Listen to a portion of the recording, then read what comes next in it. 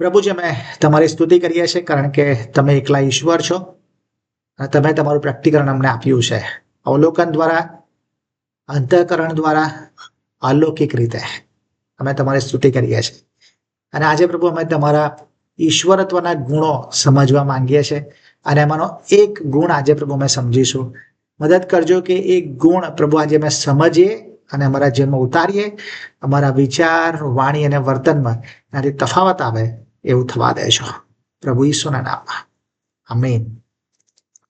Okay, સો આજે આપણે જે શીખવાના છે એ એલોહિમના ઈશ્વરત્વના ગુણો, બરાબર. અને એમાં આપણે જોઈશું કે 9 ગુણો છે જે એલોહિમને ઈશ્વર તરીકે સ્થાપિત કરે છે અને ઈશ્વરના એ જ ગુણો હોઈ શકે, બીજા કોઈના ગુણો હોય નહીં.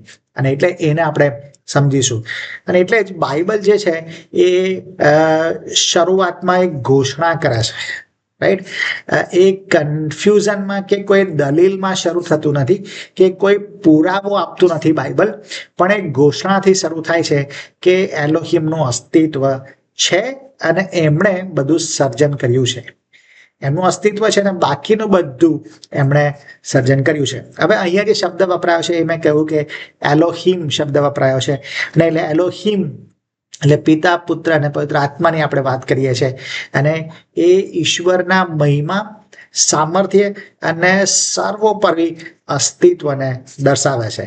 અને એલોહિમના જે 9 ગુણો છે જે આપણે હવે પછીના બધા જ સોમવારે શીખીશું. ને આજે આપણે જે શીખવાના છે એ એમનો પહેલો જે ગુણ છે એ સર્જનહાર તરીકેનો ગુણ. અને પછી એમના જે ગુણો છે એમાં સ્વ અસ્તિત્વ ધરાવનાર છે, સનાતન છે, સર્વજ્ઞ છે, સર્વત્ર છે, સર્વસમર્થ છે, સર્વોચ્ચ છે, સ્થિર છે અને ત્રિએક ઈશ્વર છે. સો આ બધા ગુણોને આપણે આવનાર જે સોમવાર છે એમાં જોઈશું અને વધારે ઊંડાણપૂર્વક એને સમજવાનો પ્રયત્ન કરીશું અને જોઈશું કે એ જે ગુણો ઈશ્વરના છે એ ગુણો આપણને કેવી રીતે ઉત્તેજન આપે છે, કેવી રીતે પડકાર આપે છે અને આપણા જીવનને કેવી રીતે ઘડે છે. ઓકે, સો આજનું જે છે એ એલોહિમ સર્જનહાર છે એની વાત કરીએ છીએ આપણે. અને એલોહિમ સર્જનહાર છે તો પહેલી જ કલમમાં, બાઇબલની પહેલી જ કલમમાં આપણને કહી દેવામાં આવ્યું છે અને લખ્યું છે એમાં કે આરંભમાં ઈશ્વરે એટલે કે એલોહિમે આકાશના પૃથ્વી ઉત્પન્ન કર્યા. અને એટલે એલોહિમ આ જે પ્રથમ કલમ છે એમાં જ જાહેર થાય છે અને બાઇબલનું સૌથી મૂળભૂત સત્ય આ કલમ સ્થાપિત કરે છે કે એલોહિમનું અસ્તિત્વ છે અને એમણે દરેક વસ્તુને સર્જન કર્યું છે. એ પોતે સર્જક છે, રાઈટ. અને એટલે દરેક સર્જિત જે વસ્તુ છે એ જાહેર કરે છે, એ ઘોષણા કરે છે કે એલોહિમ જ એકમાત્ર સ્ત્રોત છે અને બાકીનું બધું મનુષ્યો સહિત તેમના દ્વારા અને તેમના માટે સર્જાયેલ છે. અને જ્યારે આપણે આ ઓળખીએ છીએ ને ત્યારે આપણે આપણી પોતાની જાતને અને આપણા પોતાના જીવનના હેતુને પણ સમજીએ છીએ ને એ જ ખરેખર ખરા અર્થમાં જીવન છે, રાઈટ.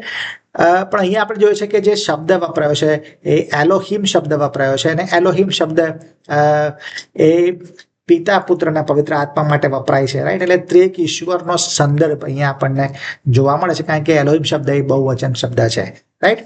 ઓકે, પછી આપણે અહીં જોઈએ છે કે જે ઉત્પન્ન કર્યા એ જે શબ્દ છે એના માટે જે હિબ્રુ શબ્દ વપરાયો છે એ બારા શબ્દ વપરાયો છે. અને આ જે બારા શબ્દ છે એ ઈશ્વરના સર્જન કાર્ય માટે જ વપરાય છે, બીજા કોઈ માટે ના વપરાય, બીજા કોઈ મનુષ્ય માટે ના વપરાય કે કોઈ મશીન માટે ના વપરાય.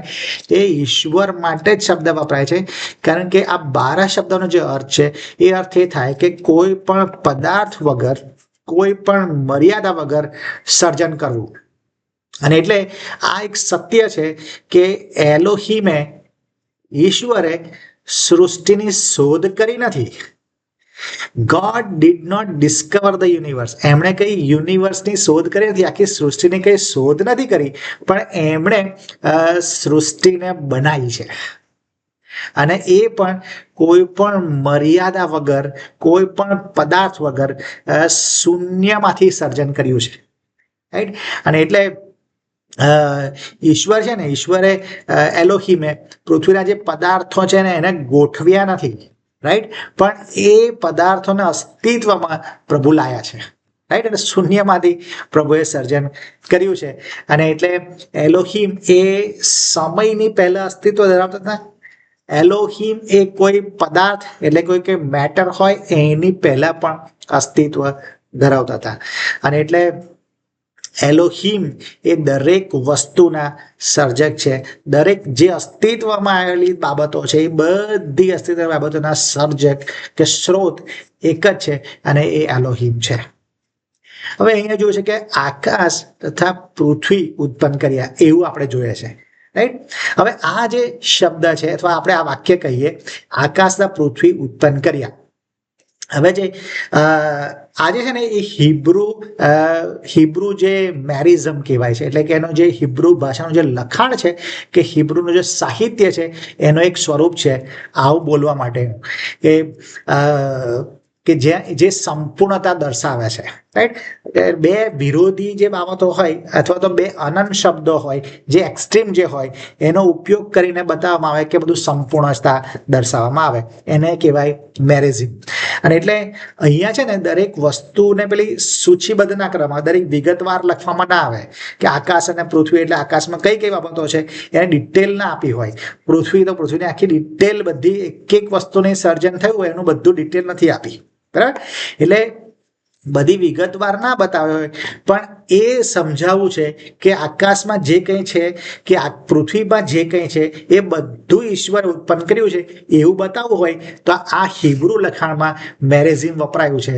જે બે એક્સ્ટ્રીમ વસ્તુઓ વચ્ચે જે કંઈ હોય એ બધું ઈશ્વરે ઉત્પન્ન કર્યું હોય એવું કહેવાય.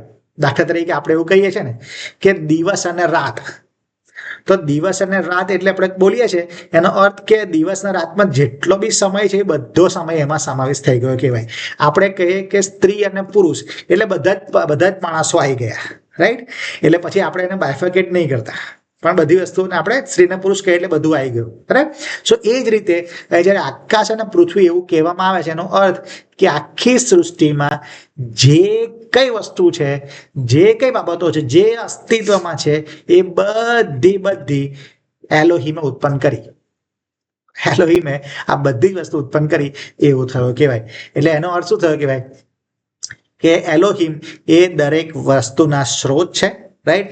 અને એમના સર્જન કાર્યની બહાર કોઈ વસ્તુ છે જ નહીં. એવી કોઈ વસ્તુ જ નથી કે જે એમના સર્જન કાર્યની બહાર છે, અને એનો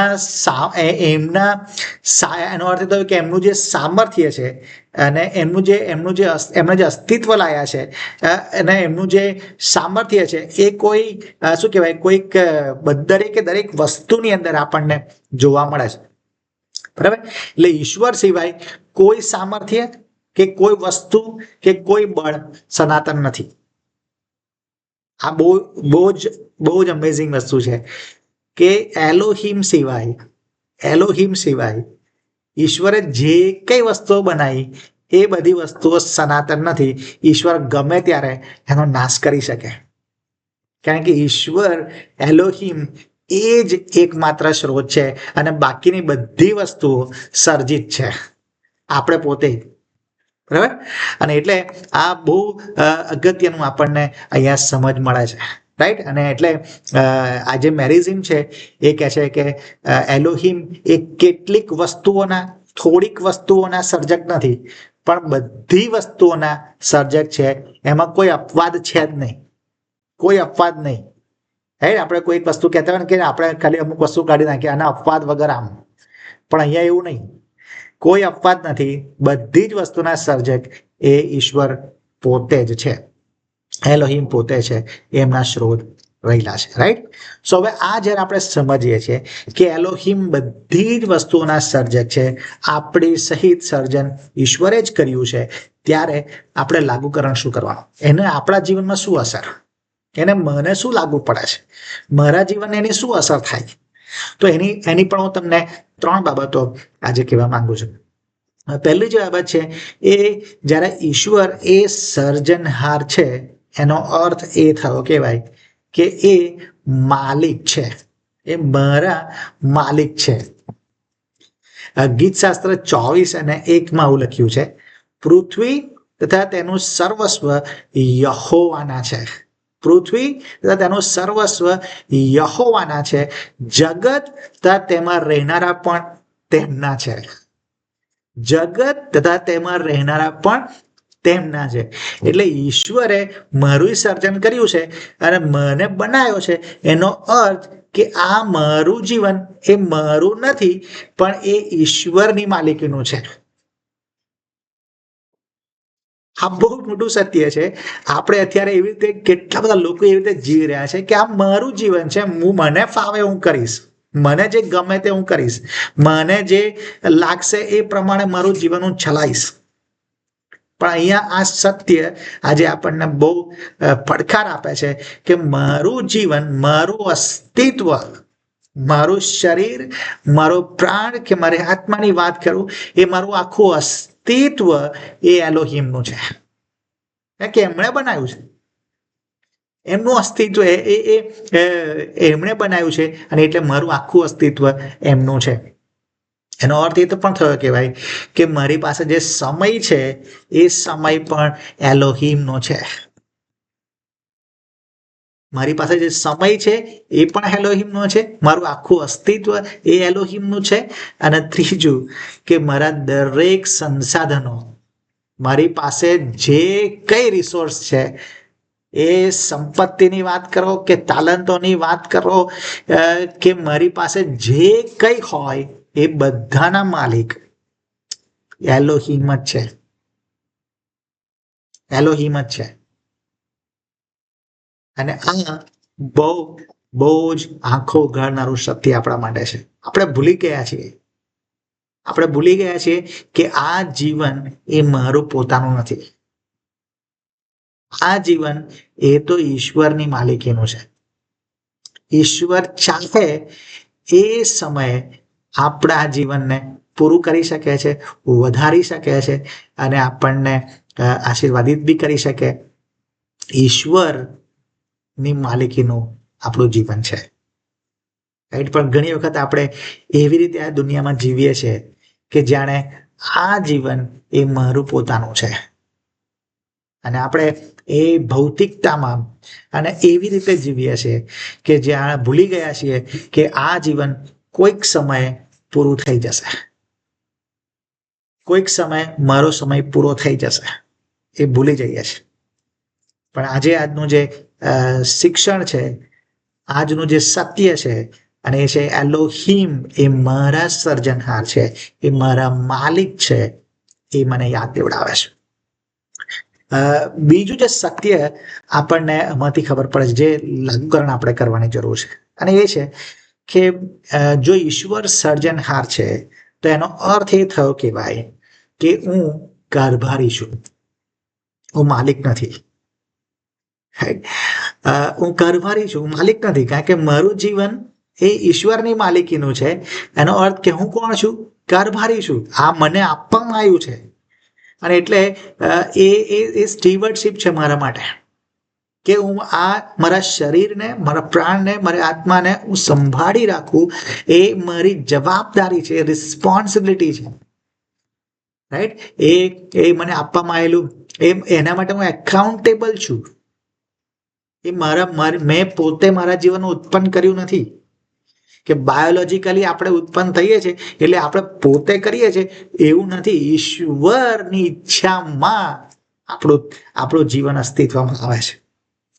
અને એટલે ઈશ્વર પોતે એ માલિક છે, આપણે તો કારભારી છીએ. અને ઉત્પત્તિ 1:28 પ્રભુએ શું કહ્યું? પ્રભુએ ઉત્પન્ન કર્યા પછી આશીર્વાદ આપ્યો અને સફળ થવાનું કહ્યું, પૃથ્વીને ભરપૂર કરવાનું કહ્યું, અને પ્રભુએ કહ્યું કે એને વશ કરો અને બધી જ બાબતો પર કે છે અમલ ચલાવો. પણ અહીંયા જે અમલ ચલાવવાનું આપણે ઘણી વખત છે ને બહુ મિસઅન્ડરસ્ટેન્ડ કરીએ છીએ. આપણે વશ કરવાની વાતને બહુ જ મિસઅન્ડરસ્ટેન્ડ કરીએ છીએ અને બહુ ગેરસમજો આપણામાં આવી ગઈ છે કે આપણે આ બધી વસ્તુઓના માલિક છીએ. અરે ના, આપણે આ દુનિયાની જે કઈ વસ્તુઓ પણ છે ને એ વસ્તુઓના આપણે માલિક નથી. આપણને તો આપણને વશ કરવાનું કહ્યું, અમલ ચલાવવાનું કહ્યું, એ માટે પણ જે શબ્દો વપરાયા છે ને ઓરિજિનલ ભાષામાં, મૂળભૂત ભાષામાં જે શબ્દો વપરાય છે બહુ મહત્વના શબ્દો છે. એ વશ કરવા માટે જે હિબ્રુ શબ્દ વપરાયો છે કબાશ શબ્દ, અને એનો અર્થ એ થાય કે એને આપણે વ્યવસ્થા કરીએ, વ્યવસ્થિત કરીએ, એનો દુરુપયોગ કરીએ એવું નહીં.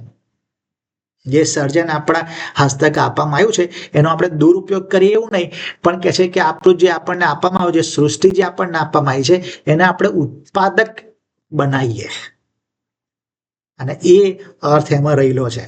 અને એને બીજો જે શબ્દ છે અમલ ચલાવો, એના માટે શબ્દ વપરાયો છે એ રાદા શબ્દ વપરાયો છે. એનો અર્થ થાય દેખરેખ રાખવી, સંભાળ લેવી, અને જે ગવર્નર તરીકેની જવાબદારી હોય ને એ પ્રકારની, એટલે કે વ્યવસ્થાપક તરીકેની આપણી જવાબદારી છે. આ સૃષ્ટિના આપણે માલિક નથી, આ સૃષ્ટિના માલિક બી ઈશ્વર જ છે, આપણે તો ફક્ત ને ફક્ત કારભારી છે. અને એટલે આપણે એની સંભાળ લેવી ને એ બહુ જ અગત્યની વાત છે. અને એટલે આપણે સૃષ્ટિનો બગાડ કરીએ, એ જે આપણને ખનિજો આપવામાં આવ્યા હોય એનો બગાડ કરીએ એ નથી, પણ આપણે એની સંભાળ લઈએ ને એ આપણી રિસ્પોન્સિબિલિટી છે. અને એટલે ઉત્પત્તિ 2:15 બહુ સ્પષ્ટ પ્રભુએ કર્યું. શું કર્યું? એમાં લખ્યું છે કે એદન વાડીને ખેડવાને તથા એનું રક્ષણ કરવાને યહોવા ઈશ્વરે તે માણસને તેમાં રાખ્યો. અહીંયા પ્રભુએ બહુ જ ક્લિયર કર્યું કે એને ખેડવાને માટે અને એનું રક્ષણ કરવાને માટે એમાં રાખેલો એને. એટલે આ સૃષ્ટિમાં આપણને રાખ્યા છે એનું રક્ષણ કરવાને માટે, અને એ આધ્યાત્મિક જવાબદારી છે, આધ્યાત્મિક કારભારીપણું છે. અને એટલા માટે આપણે જે સંસાધનોનો ઉપયોગ કરીએ છીએ ને, એ પાણી હોય કે જમીન હોય કે ખોરાક હોય કે ઉર્જા હોય, એ બધું આપણી આત્મિકતાને પ્રગટ કરે છે. અને એટલે આ સૃષ્ટિની સંભાળ લેવાના માટે આપણે જવાબદારી છે, આપણને સોંપવામાં આવ્યું છે. રાઈટ? ઘણી વખત છે ને અને બહુ જ મિસઅન્ડરસ્ટેન્ડ કરવામાં આવે છે. જો કે આપણે એ સંબંધે અત્યારે વાત નથી કરતા, એને ફરી કોઈક વખત આપણે કોઈક સમયે એવું શિક્ષણ રાખીશું ને જ્યારે આપણે એની પર લઈશું કે ઘણી વખત આ જે કલમ છે એને બહુ જ મિસઅન્ડરસ્ટેન્ડ કરીને એવી રીતે બતાવવામાં આવે છે કે જાણે આપણે એ બધી બાબતોના અધિકારી હતા અને પાપ કરવા દ્વારા આપણે એ અધિકાર ગુમાવી દીધો અને શૈતાનને આપી દીધો. એ વાત પણ જાણે કે અહીંયા બહુ લાગુ પડતી નથી. કારણ કે અધિકાર છે જ નહીં આપણી પાસે. રાઈટ? અને એટલે અત્યારે આપણે એ સંબંધમાં વધારે નહીં જઈએ કે તો આપણો સમય પૂરો થઈ જશે. બરાબર? પણ ફરી કોઈ વખત હું એ વિષય પર લઈશું અને આપણે સમજીશું કે ઈશ્વર એ આપણે કારભારી છીએ, આપણે માલિક નથી, અને શૈતાન પણ એ કંઈ માલિક નથી, એ જગતનો અધિકારી નથી. ઓકે? અને એટલે એ યાદ રાખજો, ઈશ્વર જ અધિકારી છે, ઈશ્વર જ બધી બાબતોના માલિક છે. કોઈ શૈતાન નહીં, કોઈ ઈશ્વર નહીં, કોઈ દૂત નહીં. એક જ, અને એલોહીમ જ અધિકાર છે. એમણે કંઈ ટ્રાન્સફર નથી કર્યો આપણને અધિકાર. ઓકે? સો આ આપણે માલિક નથી પણ કારભારી છે, એ આપણે હંમેશા યાદ રાખીએ. ઓકે, ત્રીજી વસ્તુ જે આપણને અહીંથી સમજવાની છે અને જે આપણા માટે લાગુ કરવાનું છે, અને એ છે કે એલોહીમ જ્યારે એમણે મારું સર્જન કર્યું છે, મારી બધી જ બાબતોના એ માલિક છે, ત્યારે એ એકલા જ એવા છે કે જે મારી આરાધનાને યોગ્ય છે.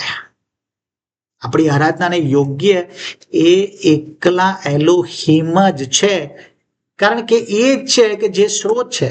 બાકીની બધી વસ્તુ તો સર્જિત છે. પછી એ તારાઓ લઈએ કે ચંદ્ર લઈએ કે સૂર્ય લઈએ કે કોઈ પણ પ્રકૃતિની વાત લઈએ, તો એ બધું તો સર્જિત છે. અરે કોઈ સોનાનું બનાવેલું હોય તો એ સોનું પણ પ્રભુએ સર્જિત કરેલું છે, તો કેવી રીતે આરાધના થઈ શકે? એક જ આરાધના થઈ શકે, અને એ એલોહીમ, કારણ કે એમણે આખી સૃષ્ટિની રચના કરી છે અને એમના સિવાય બીજા કોઈની આરાધના થઈ શકે નહીં. એ મારી આરાધનાને યોગ્ય છે. પ્રકટીકરણ 14:7 બહુ સ્પષ્ટ કહે છે કે જેમણે આકાશ તથા પૃથ્વી તથા સમુદ્ર તથા પાણીના જરાઓને ઉત્પન્ન કર્યા તેમની આરાધના કરો. બધું જ. અને ફરી વખત હું તમને જે આ શબ્દ પેલું મેરિઝમ જે છે તે આકાશના, પૃથ્વી, સમુદ્ર, આ બધું એટલે એમાં જે કંઈ છે એ બધું યહોવાએ એલોહીમે જ ઉત્પન્ન કર્યું, અને એટલે એ આપણી આરાધનાને યોગ્ય છે. અને એટલે આપણે જે આરાધના એમની કરીએ ને એ કોઈ ઓપ્શનલ નથી. Worship is not optional, it is the proper response. એ આપણો યોગ્ય પ્રતિભાવ છે, એ કઈ વૈકલ્પિક બાબત નથી. અને ખબર તમને આ બહુ બહુ તમે જ્યાં સુધી ઈશ્વરને ઓળખો નહીં ને, એમના સામર્થ્યને પારખો નહીં ને, અનુભવ ના કરો ને, ત્યાં સુધી એમની આરાધના ઉપર છલ્લી રહે. જેટલું વધારે ઈશ્વરને ઓળખું એટલું જ વધારે હું એમની આરાધના કરી શકું. અને જો એનો અર્થ એવો થયો કહેવાય કે જો મારી આરાધના 1 જ મિનિટની હોય તો એનો અર્થ મારી જે સમજ છે એલોહીમ માટેની એ બહુ જ ઓછી છે. જો આપણે એવું લખવાનું કહીએ કે કોઈ પણ કે તમને ઈશ્વરના ગુણો લખવાનું શરૂ કરો, કેટલી 1 મિનિટમાં આપણે કેટલા લખી શકીએ? પણ એ જ વસ્તુ જો આપણે 1 મિનિટમાં એવું કહીએ કે તમે વોટ્સઅપ વિશે લખો, ફેસબુક વિશે લખો, તો કેટલું લખી શકું છું? કે પછી કોઈ મૂવી વિશે આપણને લખવાનું કહેવામાં કેટલું લખી દઈએ? સો એ બતાવે છે કે આપણી જે સમજ છે અને આપણી આરાધના જે ઓછી છે એનું કારણ છે કે આપણો જે દ્રષ્ટિકોણ છે એ ઈશ્વર પ્રત્યે બહુ જ સામાન્ય છે. આપણા ઈશ્વર છે ને એ સામાન્ય નથી, એ સાધારણ નથી, એ બહુ જ અસાધારણ છે, આપણી કલ્પનાની બહાર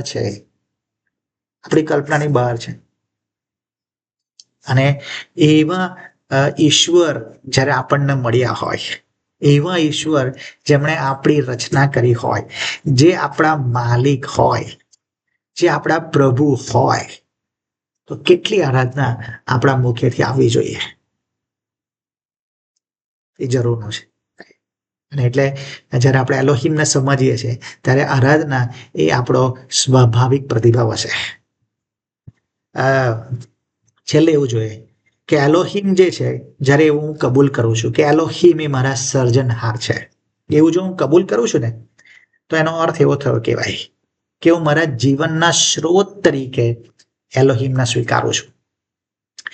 એનો અર્થ એ થયો કહેવાય કે એલોહીમ એ મારા જીવનનો હેતુ છે, અથવા તો મારું જે જીવન છે એનો હેતુ છે એ ઈશ્વર પરાયણ, એલોહીમ પરાયણ છે, એવું હું સ્વીકારું છું.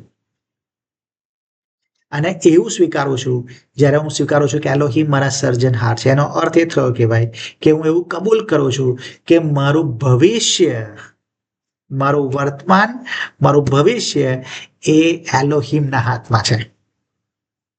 પણ જો એવું સ્વીકારતો નથી ને, તો હું મારી જાત ઉપર ભરોસો રાખીશ, મારી જ્ઞાન ઉપર ભરોસો રાખીશ, મારી બુદ્ધિ પર ભરોસો રાખીશ, મારા સૌંદર્ય પર ભરોસો રાખીશ, મારી સંપત્તિ પર ભરોસો રાખીશ, મારા તાલંતો પર ભરોસો રાખીશ, અને એ બધા ભરોસો રાખીશ. પણ જ્યારે હું એવું સ્વીકારું છું કે એલોહીમ મારા સર્જનહાર છે, ત્યારે મારી બધી જ બાબતોનો આધાર એલોહીમ બને છે. અને એટલે આજે આપણે આપણી જાતને આ પ્રશ્ન પૂછવાની જરૂર છે, શું મારી જીવનશૈલી એવું દર્શાવે છે? શું મારી જીવનશૈલી એવું દર્શાવે છે કે મારા જીવનના માલિક એલોહીમ છે? મારી જીવનશૈલી દર્શાવવી જોઈએ. જો હું ફક્ત ને ફક્ત સંપત્તિની પાછળ દોડી રહ્યો છું કે ભૌતિકતાની પાછળ દોડી રહ્યો છું, તો એ મારી જીવનશૈલી બતાવે છે કે મેં ફક્ત મારા મોઢે એવું કબૂલ કર્યું છે કે હું ખ્રિસ્તી છું, પણ એલોહીમ મારા સર્જનહાર છે એવું સ્વીકાર કર્યો નથી. મારી જીવનશૈલી એ બતાવવી જોઈએ કે મારા સર્જનહાર એ એલોહીમ છે, અને એટલે મારું અસ્તિત્વ, મારો સમય, મારા સંસાધન એ એલોહીમના છે, મારા નહીં. અને એ મારી જીવનશૈલીમાં દેખાવું જોઈએ. બીજી વસ્તુ જે આપણે પ્રશ્ન પૂછવાનો છે આપણી જાતને, અને આ છે, શું મારા આરાધનાનો સમય એલોહિમની મહાનતાને શોભે એવો છે? મારી આરાધના કરવાનો સમય શું એલોહિમની મહાનતાને શોભે એવો છે? એટલા બધા મહાન ઈશ્વર અને મારી આરાધના માંડ માંડ અઠવાડિયામાં 3 ગીત, અને એ પણ પરાણે ઉભા કરવામાં આવેલા હોય. અને એટલે એ આરાધના એમને શોભે ને એવી હોવી જોઈએ, એમની મહાનતાને શોભે ને એવી હોવી જોઈએ. એટલે એલોહિમ એનો અર્થ, એલોહિમ સર્જનહાર છે એનો અર્થ એ બધી જ વસ્તુઓના સ્ત્રોત છે. એલોહિમ સર્જનહાર છે એનો અર્થ કે મારા જીવનના માલિક છે.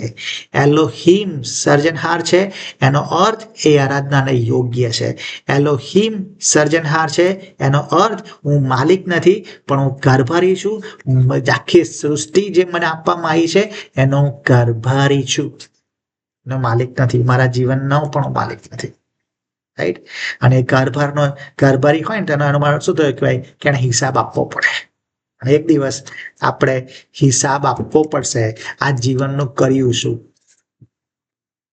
જે કંઈ આપવામાં આવ્યું છે સમય, એનું કર્યું શું. અને એટલે આપણે એના માટે તૈયાર રહીએ, કારણ કે બીજા કોઈને આપણે જવાબ આપવાની જરૂર નથી. જગતને જવાબ આપવાની જરૂર નથી. તમારા બીજા કોઈ મિત્રને જવાબ આપવાની જરૂર નથી. તમારા કુટુંબના લોકોને જવાબ આપવાની જરૂર નથી. એક જ જવાબ આપવાનો છે જ્યાં, અને એ છે એલોહિમને. તમે શું કર્યું? તમને જીવન આપ્યું, શું કર્યું? તમને સંસાધનો આપેલા, શું કર્યું? તમને સમય આપેલો, શું કર્યું? એનો જવાબ આપવો પડશે. આ વિચાર સાથે, આ સમજ સાથે, આ પડકાર સાથે આપણે આ શિક્ષણને પૂરું કરીએ છીએ. હું આશા રાખું છું કે પ્રભુએ આજના શિક્ષણથી તમારી સાથે વાત કરી હશે, અને પ્રભુ તમારા જીવનના એલોહિમ સર્જનહાર તરીકે, માલિક તરીકે હવે પછી રહેશે, અને એ પ્રમાણેનું આપણું જીવન એ રહેશે. એ જ મારી આશા અને પ્રાર્થના છે. Thank you so much. આપણે નાની પ્રાર્થના કરીએ અને આ વચન